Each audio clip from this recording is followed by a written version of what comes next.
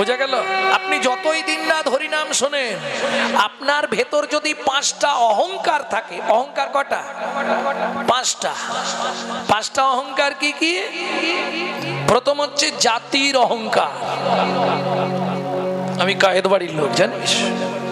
আমি ব্রাহ্মণ বাড়ির ছেলে, জানিস? জাতের অহংকার, জাত্র অভিমান। তারপরে আসে বিদ্যার অহংকার।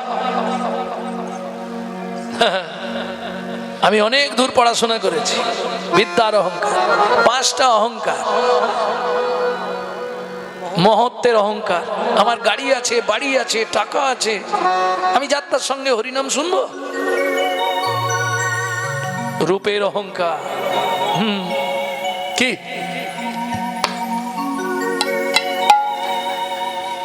কালো মানুষের পাশে বসবে না। যৌবনের অহংকার। জাতিবিদ্যা মহাতঞ্চ রূপ যৌবনা এব চাদি পঞ্চ কণ্টকা। এই 5টা অভিমান, 5টা অহংকার যতদিন তোমার মধ্যে থাকবে, তুমি যতই হরিনাম শোনো, বিন্দু মাত্র কাজ হবে না। ও মশাই, আপনি কোথা থেকে বলছেন? চৈতন্য চরিতামৃতে অহংকার শুদ্ধ হয়ে, অহংকার শূন্য হয়ে সদা লহ নাম, সদা লহ নাম। আপনির অভিমানী অন্যে দিও মান, অন্যে দিও মান। কাটিলেও কাজ যেন কিছু না বলা, কিছু না বলা। শুকাইয়া মরে তবু জল না মাগয়, সবু জল না মাগ। তাহলে বুঝে নেওয়া গেল। এই 5টা অভিমান ত্যাগ করলে বোঝা যাবে। শোনো পণ্ডিত, শুধু পাণ্ডিত্যের অহংকার থাকলেই হবে না। পণ্ডিত কাকে বলে? ও মাইরা, পণ্ডিত কাকে বলবো? যার অনেক জ্ঞান আছে? না না, জ্ঞান থাকলেই পণ্ডিত নয়। জ্ঞান থাকলেই যে সে পণ্ডিত হয়ে যাবে তা হবে না, সে জ্ঞানী হবে। পণ্ডিত হতে গেলে তাকে একটু জানতে হবে। পণ্ডিত কাকে বলে? মাতৃবৎ পরদারেষু পরদ্রব্যেষু লষ্টবৎ আত্মবৎ সর্বভূতেষু যমন্যতে স পণ্ডিতো।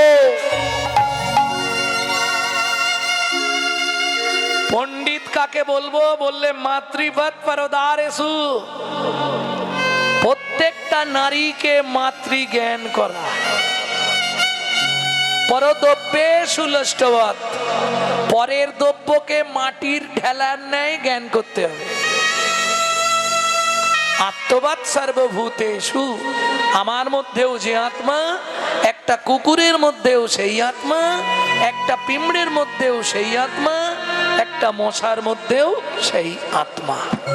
এই জ্ঞান যে মেনে চলতে পারবে, য মান্যতে স পণ্ডিত।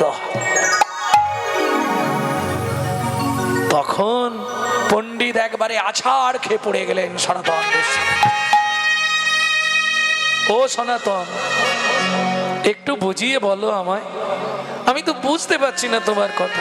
ও পণ্ডিত, শোনো শোনো, কয়েকদিন আগে, কয়েকদিন আগে আমার এই ঘরে, আমার এই ঘরে, ঘর মানে বোঝেন তো? দেহ যদি ঘর, কবে হব পার, ভজ নিরন্তর গোবিন্দ চরণ। দেহ যদি পর,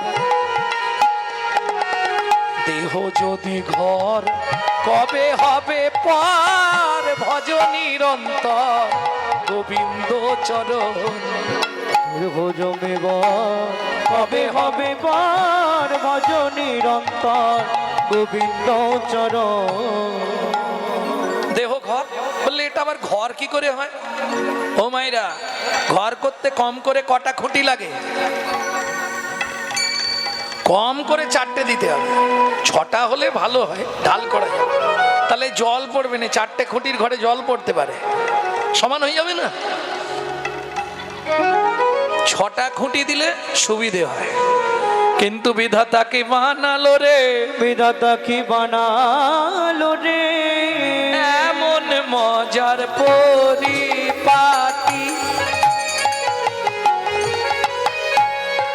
একটা ঘরে দুটো খুঁটি, এমন মজার পরিপাটি।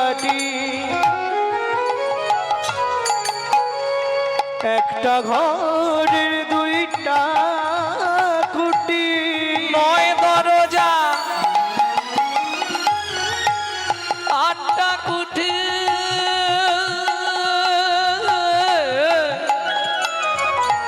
চার জানালা দিয়েছে, কোনখানেতে বসে বিধি ঘর সৃজন করেছে, কোনখানেতে বসে বেদে আর সৃজন করেছে। 3 পাটে হয় গড়ন সাজা। কি হলো, স্বপন ঘুরে গেছে আর আসছে না? 3 পাটে হয় গড়ন সাজা, উদারা মুদারা তারা। 3 পাটে হয় গজন সারা, উদারা মুদারা তারা। বুঝে দেখুন, 3টে পাট না, 3টে পাট আছে তো, এখান থেকে একটা পাট, এখান থেকে একটা পাট, 3টে পাট। নারায়ণ বলছে, লক্ষ্মী আমাকে যাহাতে সহজে বোঝো, তাই তো এত লীলাচল, বাহিরে যার হাসির চটা, অন্তরে তার চোখের জল। যে দেখবেন বাইরে সবসময় হাসে, ভেতরটা তার কিন্তু ফেটে যাচ্ছে। লিখে নিন। তা প্রভু তুমি এত হাসছো কেন? না ওই যে ডাক্তারবাবু রুগীর নাড়ি ধরে বলছে চিন্তা নেই, ও বেঁচে যাবে। লক্ষ্মী ওর আর 1.5 দিন পরমায়ু আছে, ডাক্তার বলছে বাঁচিয়ে দেবে, সম্ভব? এই জন্যে হাসছি। আর দ্বিতীয় ভগবান কখন হাসে? যখন ভাইয়ে ভাইয়ে খোঁটা পুতাপুতি হয়। এটা তোর বাপের জায়গা নাকি? এটা তোর বাপের জায়গা না। মুখ সামলে কথা বলবি, এটা তোর বাপের জায়গা। তুই মুখ সামলে কথা বলবি। এই চুপ কর, আস্তে কথা বল, আস্তে কথা। এই তুই আস্তে কথা বল। বাবা মাকে আমি খাইয়েছি, আমি দেখেছি, মা যখন মরে যায় আমি ওষুধ কিনে দিয়েছি। আম্মু দেখেছি। এই মা মরে যাওয়ার পর তুই সাধ্যে একটাও টাকা দিস, এই জায়গা আমার, এই জায়গাটা আমার। অসুবিধা আছে, তাহলে দেখা যাক। ভগবান হাসছে কেন? লক্ষ্মী কি? ও লক্ষ্মী কি? এই জায়গাটা কার? ওর বাবার। বাবা ভাগ করে দিয়ে যায় না, ওই জন্য ভাই ভাই বেঁধেছে গন্ডগোল। লক্ষ্মী কি? এই জায়গাটা এর আগে কাজ ছিল তার বাবার, তার আগে কাজ ছিল তার বাবার, তার আগে তার বাবার। এ তো পরপর বংশ অনুক্রমিক হয়ে আসছে। আচ্ছা লক্ষ্মী কি? জলে জলময় যাবে ছিল ত্রিভুবন, তৎক্ষণাৎ সৃষ্টি ইচ্ছা কইল নারায়ণ। সেই সময় জায়গাটা ওর কোন বাপের ছিল? যখন পৃথিবীটা জল, শুধু জল, তখন ওর কোন বাবা জায়গা সৃষ্টি করেছিল? শুধু ভোগ করে যাও, নিয়ে যেতে পারবে না। খেয়াল রেখো, যেখানে জিনিস সেখানেই পড়ে থাকবে। আর এটাও শুনে রাখুন, জায়গা হরণে মাতৃ হরণের পাপ লাগে।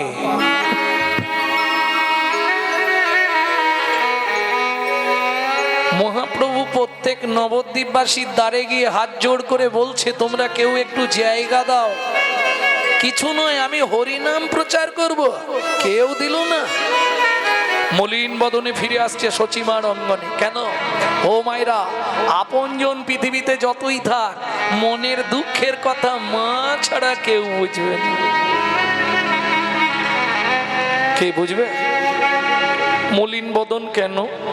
ধরুন যে আশা নিয়ে আমি এলাম, আশা যদি পূর্ণ না হয়, মনের অবস্থা ভালো থাকবে? চৈতন্য মহাপ্রভুর কি আশা ছিল? সত্যযুগে মারামারি করলাম, হিরণ্যাক্ষ হিরণ্যকশিপুরকে বধ করলাম। ত্রেতা যুগে মারামারি করলাম, রাবণ কুম্ভকর্ণকে বধ করলাম। তারপরে মারামারি করলাম অগাসুর বগাসুর পুতনা কালীয়। এই শোনো, 18 দিনে কুরুক্ষেত্রের যুদ্ধে মরার পাহাড় করে দিয়েছিলাম। শোনো, ধর্মরাজ্য প্রতিষ্ঠার জন্য নিজের মামাকে পর্যন্ত গলা টিপে মেরে দিয়েছে।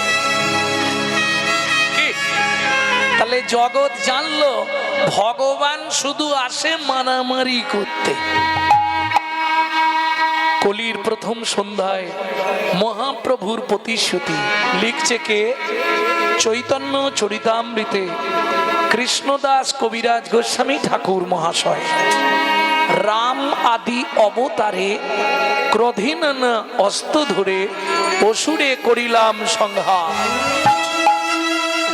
এবে অস্ত্র না ধরিব, এবে অস্ত্র না ধরিব, প্রাণে কারে না বধিব, প্রাণে কারে না বধিব, হরিনাম দিয়া হরিনামে দিয়া শুদ্ধি করিব সবাকার। এই হরিনাম দিয়া চিত্ত শুদ্ধি করিব সমাকার।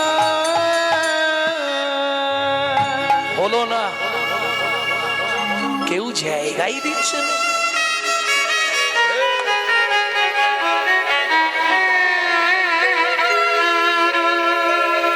পিছন বেঞ্চ করে দেবো, আর একবার দেখলেই পিছন বেঞ্চ, ফার্স্ট বেঞ্চে বসতে দেবো না। ফার্স্ট বেঞ্চে কারা বসে জানিস? ভালো ছাত্রছাত্রী যারা, আর যারা পড়া করবে না শুধু গল্প করবে তারা একদম পিছন।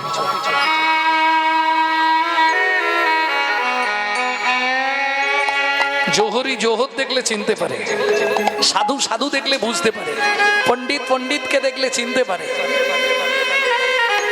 যেই না নবদ্বীপের রাজপথে ভক্ত ভগবানকে দর্শন করেছে, একবারে সাষ্টাঙ্গে দণ্ডবত। মহাপ্রভু আরে করো কি আমাকে প্রণাম করলে কেন?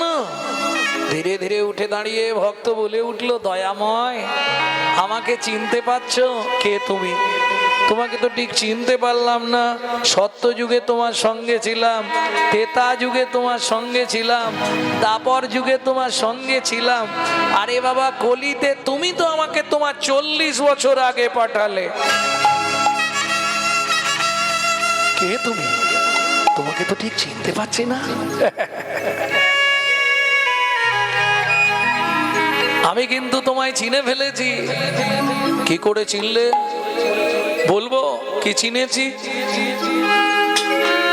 তুমি অকুলের কান্ডারি, গোলক বিহারী, চিনেছি হে হরি আমি তোমায়। তুমি অকুলের কান্ডারি, গোলক বিহারী, চিনেছি হে প্রভু আমি তোমায়। অকুলের কান্ডারি, ছোট করো। অকুলের কান্ডারি, এ জগতে যার কুল নাই, তুমি তাকে চরণ কুলে দাও। ওগো দয়াময়, তুমি অকুলের কান্ডারি, ওহে গোলক বিহারী, চিনেছি হে হরি আমি তোমায়। সত্য যুগে তুমি ছিলে নরহরি, তেতাতে হয়েছ রাম ধনুক ধারী। সত্য যুগে তুমি ছিলে নরহরি, ত্রেতাতে হলে তুমি রাম ধনুকধারী। সত্য যুগে তুমি ছিলে নরহরি, নারায়ণ, তেতায় সাজলে তুমি রাম ধনুক ধারী। দাপরেতে হলে নন্দেরই কৃষ্ণ, দাপরেতে হলে নন্দেরই কৃষ্ণ। দয়াল দাপরেতে হলে নন্দের কৃষ্ণ। দাপরেতে হলে নন্দেরই কৃষ্ণ। কলিতে হয়েছ গৌরাঙ্গরা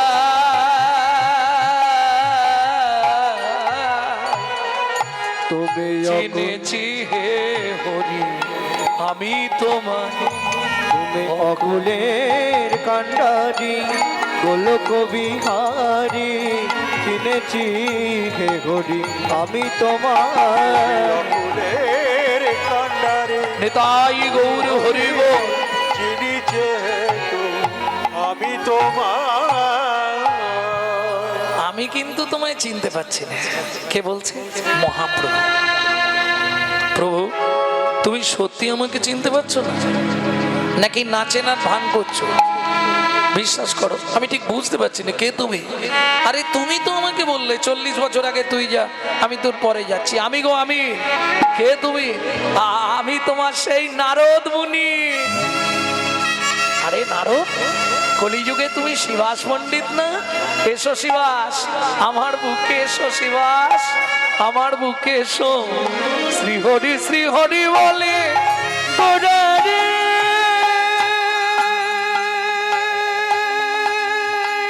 আমার গোরা। তাই গৌর হরি হরি হরি বল গোরারে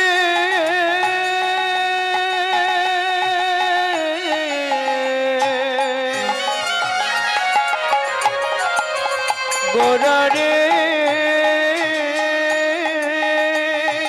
ও গোরারে গোরারে শ্রী হরি বলি আলিঙ্গন কইলা হরি বলে আলিঙ্গন করল। দুহে দু প্রেমানন্দে নাচিতে লাগিলা। দুগে দুহু প্রেমানন্দে নাচিতে লাগিলা দুহে দু প্রেমানন্দে নাচিতে লাগিলা। দুগে দুহু প্রেমানন্দে নাচিতে লাগিলা। ও মায়েরা কেমন আনন্দ আজ নবদ্বীপে। সবাই মিলে একবার বাহু তুলুন। পিতা গৌর হরি বল। না না, যাদের হাত আছে তুলবে, যাদের নেই তুলতে হবে না। কেমন আনন্দ। শিবাস নাচে আর গৌর নাচে, শিবাস নাচে আরে গৌর নাচে শিবাস নাচে আর গৌর নাচে। শিবাস নাচে আরে গৌর নাচে হেমে দণ্ড বাহু তুলে, শিবাস নাচে আরে গৌর নাচে হেমে দণ্ড বাহু তুলে, শিবাস নাচে আরে গৌর নাচে হেমে দণ্ড বাহু তুলে। আর মুখে হরি হরি বলে। হে মেরণ্ড বাহু তুলে মুখে হরি হরি বলে হে মেরণ্ড বাহু তুলে জীবন নাচে আরে গৌর নাচে। শিবাস নাচে আরে গৌর নাচে। দুজনার ভাব সম্প্রসারণ করে গললগ্ন কৃতবাসে দাঁড়িয়ে মহাপ্রভু বলে উঠল, শ্রীবাস দয়াময় আমাকে একটু জায়গা ভিক্ষা দেবে শিবাস? হাতটা নাবাও। আরে হাতটা নাবাও।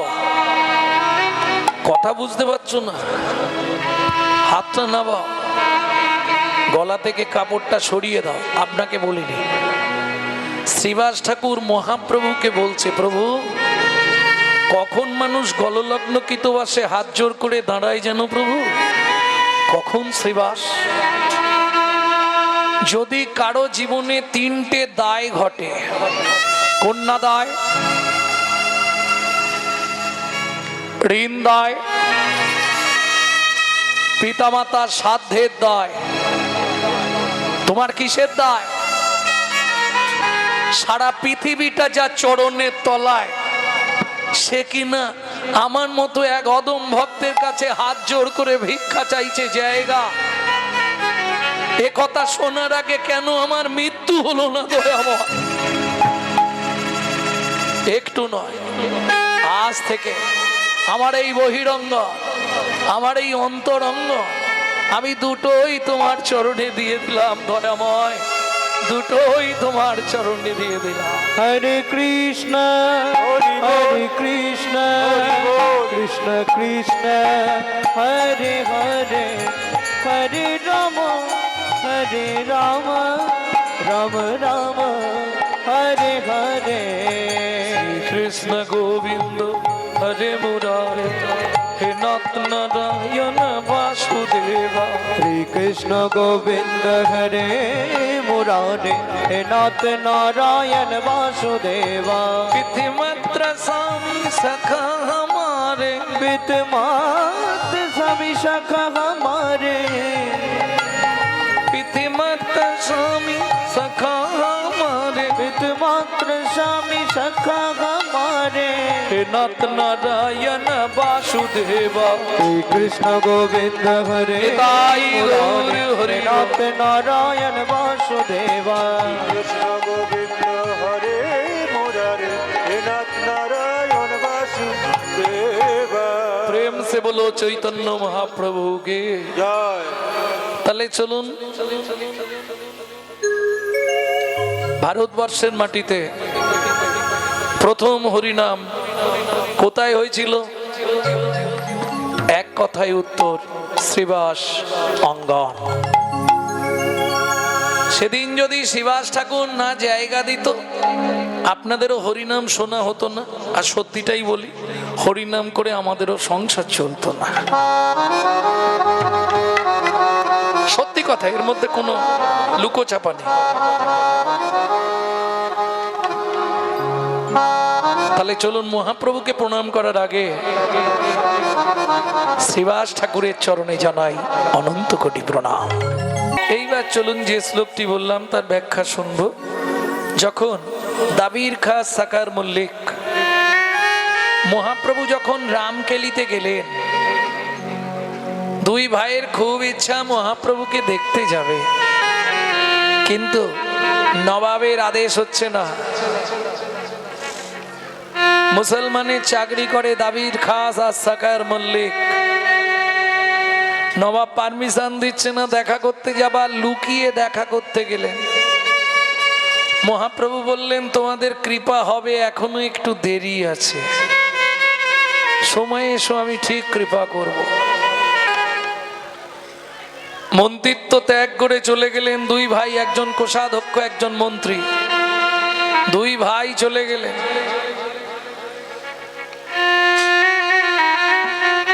প্রথম গেলেন রূপ গোস্বামী, আর যেই রূপ গোস্বামী চলে গেলেন তখন সনাতনকে নবাব বন্দি করে দিলেন। এক ভাই গেছে মানে আর এক ভাইও যাবে।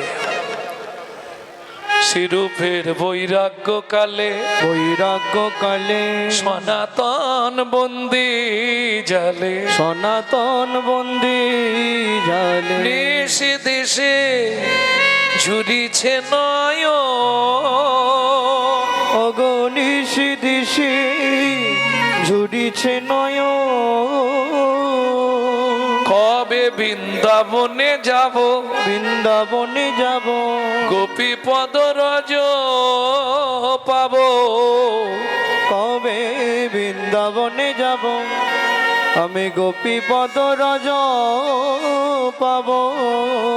ধরিব হরিব শ্রী চৈতন্য চরণ, আমি ধরিব শ্রী চৈতন্য চরণ। বলো সেই দিন আমার কবে বার হবে, বলো বলো সেই দিন আমার কবে বার হবে। যেদিন মধুর বৃন্দাবনে যাব, সেই দিন আমার কবে বার হবে। যেদিন মধুর বৃন্দাবনে যাব, আমি গোপী পদ রজ পাব। মধুর বৃন্দাবনে যাব, পদ রজ যেদিন মধুর বৃন্দাবনে যাব। দিন বা কবে বা হবে সুযোগ মতো সনাতন গোস্বামীও চলে গেলেন বৃন্দাবন। বৃন্দাবনে যাওয়ার পর তার আশা জাগলো, সর্বপ্রথম কাজ হলো শ্রী যমুনার ধারে একটা কুঠির নির্মাণ করতে হবে। ভজন করতে গেলে নদীর ধার ভালো, নির্জন স্থান। আস্তে এত কথা হচ্ছে কেন?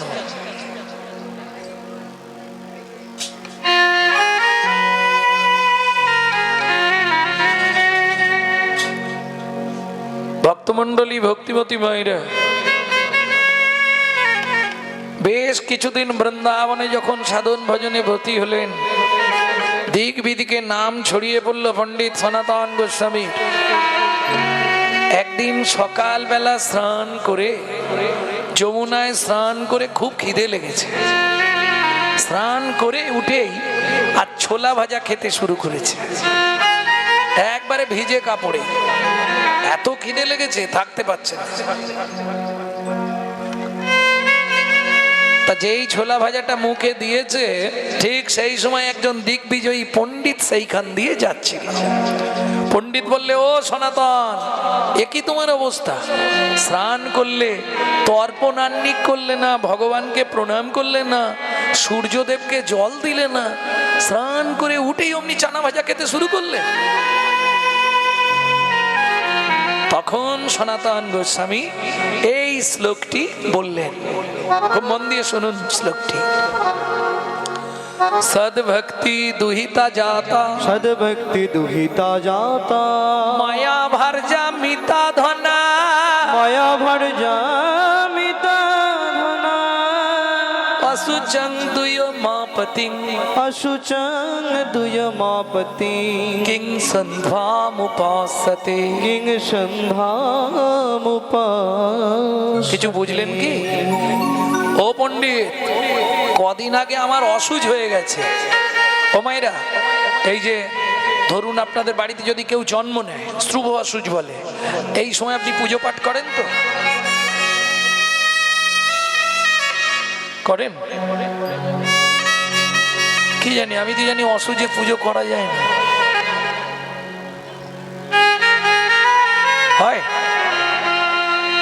অসুজ মানতেই হবে, অসুজে পুজো পাঠ করা যাবে না।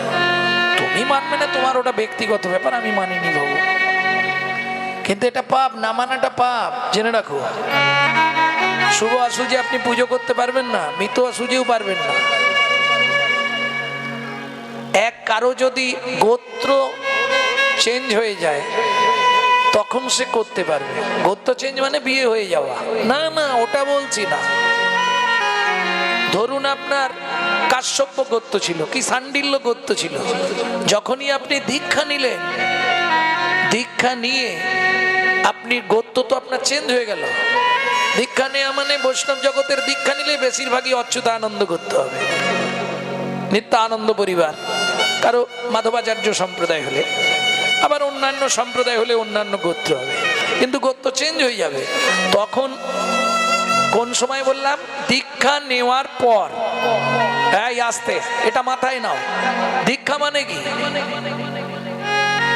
ওই তো খালি গুরুদেবকে দিয়ে যা, এর নাম দীক্ষা না। তুই যা খাবি, খাবার আগে ভগবানের ভোগ লাগিয়ে খা, দিয়ে খা, দীক্ষা। যদি আপনি প্রসাদ ভোজী হন, আচরণশীল হন, তাহলে আপনার অসুজ না মানলেও চলবে। কিন্তু আমি প্রসাদ ভোজীও নয়, আচরণশীলও নয়, অথচ অসুজ মারমনি, এটা মহা মহা পাপ করা হবে।